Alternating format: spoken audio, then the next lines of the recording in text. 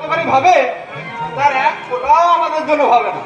তোদের কথা আমি বিশ্বাস করি না। সঞ্জয়, দিন রাত্রি যে মানুষটা পরিশ্রম করে আমাদের সংসারে ভাত জোগাচ্ছে, তোদের জন্য সেই কথা ভাবি না?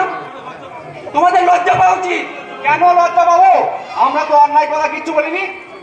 ছোট্টা, শোনে হতচ্ছাড়া শোন, তোর বইয়ের ফোনের ভিড় টাকা দিয়ে তোদের জন্য আমি ভবিষ্যৎ করে দেবো, তোদের জন্য আমি সুখ কিনবো, সুখ। বাহ মা বাহ, দাদার সুখ বিক্রি করে তুমি আমাদের জন্য সুখ কিনে দেবে? ছি মা ছি। সঞ্জয়, ছি করছিস কেন?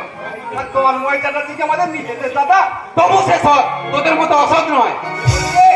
দেখবি আজকে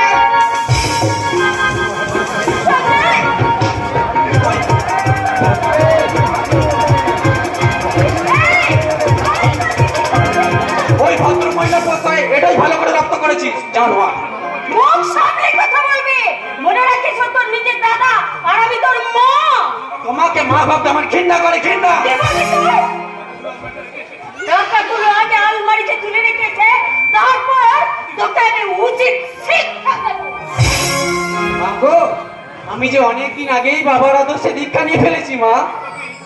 ওই দীক্ষা পেয়েই তো তোর ব্রেনটাকে পুরো গুরু প্লেট করে ফেলেছি। বাজে কথা বলিস না ছোট্টা। হ্যাঁ, তাহলে কাজের কথা বলিস। তোর ওই কলেজের বান্ধবী খেয়ালির সঙ্গে আমার একটু লাইনটা করিয়ে দিতে পারবি কি? তুই কি বলছিস? আমি তো ছোট ভাই। এই ওরা ভাই ভাই বাদ দে, এটা হাইটেকের যুগ। আর এগুলো হাইটেক মানে যুগ মানে দাদা ভাই মানে ইয়ার।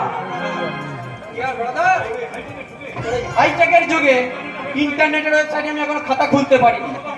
তোর মতো আমি লিখতে পারিনি www.nilojjoysonjoychatterjee.com। আরে থাম থাম থাম, ওসব বেশি জ্ঞান দিস না। তোর কলেজের বান্ধবী খেয়ালির সঙ্গে লাইন তো আমি করবো,